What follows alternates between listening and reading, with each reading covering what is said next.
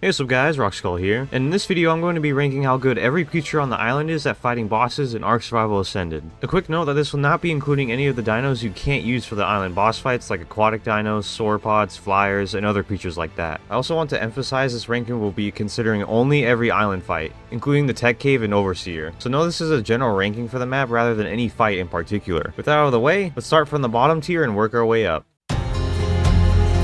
So for this bottom tier, I honestly have every creature here for a similar reason. They're just too weak and their purposes are often non-combat related. I'm just going to list off every dino here real quick so you know. Oh boy, here we go. Achatina, Aranio, Compi, Diplocaulus, Dimetrodon, Dilophosaurus, Dodo, Dung Beetle, Hesperornis, Hyenodon, Caribou, Lystrosaurus, Moschops, the annoying piece of shit, Mesopithecus, Pheomia, Pegomastax, Parasaur, Pachyrhinosaurus, Patchy, Ovis, Oviraptor, Pulmoscorpius, Perlovia, Sarco, Titanoboa, Trike, Trudon, and Anki. Oh man, that was intense. But yeah, pretty much all these dinos I personally find not that useful for really anything when it comes to these boss fights. The only ones I want to point out as kinda decent are the Perlovia, Trike, and Anki. The Perlovia you can't ride, but it's an okay fighter. You can't really do any cheese strats with his burrow ability either, fortunately, from what I've tested. The Triceratops and Anki are both not awful fighters too, with some okay base stats, so pairing them with some veggie cakes against the dragon isn't the worst thing in the world, I guess. But I still think there are just a lot better options overall further down the list.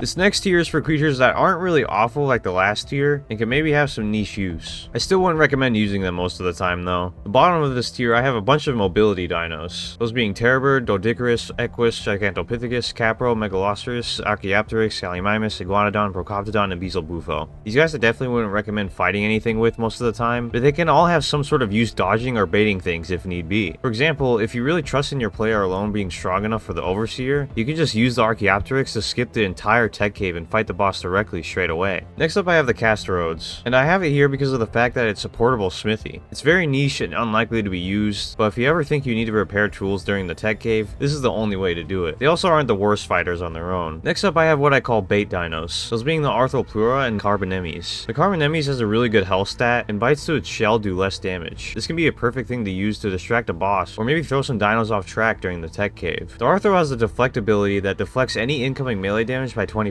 Which can be pretty handy for the high damage dinos of the Tech Cave or something similar. The otter I have here as it is something I think people should consider at least for the Tech Cave. They of course aren't fighters, but their insulation ability can come in real handy for the crazy temperatures of the Tech Cave. With an otter on your shoulder, you can actually wear a lot stronger armor for most of your set instead of focusing on temperature. It's not the best as you can still just stave off the elements with stews and health brews, but I think you would be surprised how much this can save you. To top off this tier, I have a bunch of dinos that are pretty solid fighters overall, but get outclassed by a lot of things in the higher tiers. Those are the Megalosaurus, Baryonyx, Raptor, Carno, Sabertooth, Ceratosaurus, Direwolf, and Dire Bear. The best ones here in my opinion being the Ceratosaurus, Carno, Dire Bear, and Dire Wolf. The Carno has a bleed paired with not awful base stats. The Dire Bear just has some solid base stats overall, and some good mobility once they pick up speed. Then the Dire Wolf has a pack ability that can make them output some crazy high damage. The Ceratosaurus was a dino that disappointed me quite a bit with its strength on release. It's not awful, which is why I have it on the top of this tier, but compared to other dinos it turned out to be pretty weak for me. The heal ability is nice and all, but it only works for carnivores and it's so inconsistent I think you're better off using the Daedon in most scenarios, which we'll get to in a bit. Also another dino I want to point out here before we move on is the Megalosaurus. It's only down here due to a bug they have that's been in the game for a long time, where its AI spams the grab ability on things it can't grab, which makes them do really bad damage. If this bug ever gets fixed, it can actually be compared to a Rex in a lot of ways with those stats, but with this bug it stays down here.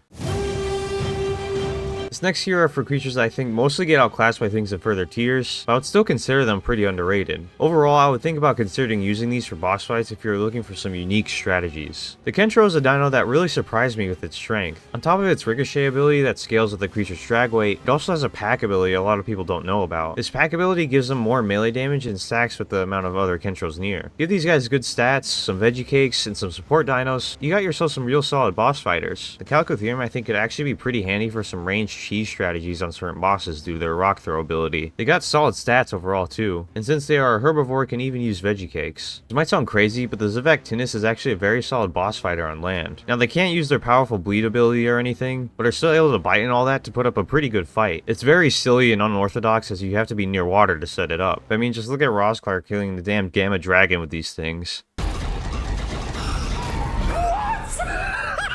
The mammoth I have at the top of this tier has a pretty underrated dino for boss fights. They have this call ability that makes nearby creatures do less damage, and it actually works on the bosses. They aren't the best boss fighters on their own, but it can be a pretty solid support dino if paired with some veggie cakes for healing itself. Still, I think they get outclassed by Udis and Daedons a bit for the best support dino. It may not be totally worth a slot. This B tier goes to what I would consider overall solid picks that can be really good in certain scenarios. Starting out at the bottom of this tier, we have the Spino. These guys don't have the best health stat in the world, but can have really high damage in the bipedal stance. If there's any water around too, like the Broodmother arena, they get a water buff that gives them 50% more damage and a 25% health regeneration buff. I would have ranked these guys a bit higher normally, but they actually got a ghost nerf going into ASA. They now swing slower in that bipedal form. Another really good creature for the Broodmother fight in particular is the Megatherium. They easily are the best for it, as whenever they kill a single bug, they go sicko mode with a crazy 250% increase in damage and 75% resistance. The biggest fault I have for these guys, though, is that they are not that great unless they have this buff. They aren't herbivores, so they can't use veggie cakes, and aren't that good versus the dragon or Megapithecus. The only other time they may have some use is in the tech cave, where Arthros do spawn sometimes to give them this buff. The Gigantoraptor is an interesting ASA addition that gives any creature you bond with it the adopted love/rage buffs. Basically what these buffs do is make any babies near the Gigantoraptor have more resistance or do more damage based on the amount of dinos they kill. This can be some pretty solid buffs for something like the Megapithecus or Broodmother fights when there are a lot of minions. The buffs also apply to the Gigantoraptor as well, so if you got a decent one, he can do some pretty solid damage to the bosses too. Not an awful choice overall, I would say. The final creature I have at the top of this list is the Allosaurus. Very solid base stats overall, and for every 3 allos, the pack leader gets 25% increased melee and 12.5% damage resistance. This means you can have at least 6 of these pack leaders if you wanted to go all out on a boss fight, which isn't that bad. I think the best use of these guys though would be for the tech cave. They are pretty easy to move compared to something like a Rex due to them being smaller and faster. And another thing about the pack leaders I didn't mention is that they can apply a bleed to enemies. It doesn't work on bosses, but using it for something like the Gigas of the tech cave makes them a very solid dino for it. Now we're on to the A tier dinos that I think all have some good use for every fight, but you'll have to put some work in for them to work. The Daedon starts us off here, and is definitely highly known for its fairly strong healing ability to nearby creatures. The main problem with this ability is that it greatly drains the Daedon's food stat, so it is honestly recommended you have a friend riding it with a crap ton of kibble to force feed it to keep that healing going. The AI healing sort of works, but from testing I did, it can be quite buggy. It also eats food a lot less quickly than force feeding. It's not something I would really recommend bringing to the short-term fights, as its healing isn't that crazy. But for Dragon and Overseer, I think you should definitely consider this boy. The Stego is a surprisingly strong herbivore dino that I think has a lot of use in the boss fights if used properly. They are really strong tanks with their hardened plate mode, reducing incoming damage by half. And on top of that, you can also give them saddles and veggie cakes. The damage they do overall isn't that bad either, so using these guys as your main boss fight dino isn't an awful idea. The dino I have at the top of this tier goes to the Woolly Rhino. These guys, if used properly, can kill any boss super quickly. They have this charge ability that, if brought to max, can make them do up to 800% more damage, which is pretty insane if they already have a high melee damage stat. It obviously takes a lot of skill to actually get up to that, but if given a big enough arena like the Overseer, you can get these charges in often. If you got some friends doing it too, you can actually kill any boss pretty quickly. Also, don't forget that these guys are herbivores, so they can be healed with veggie cakes, and are stronger versus the dragon.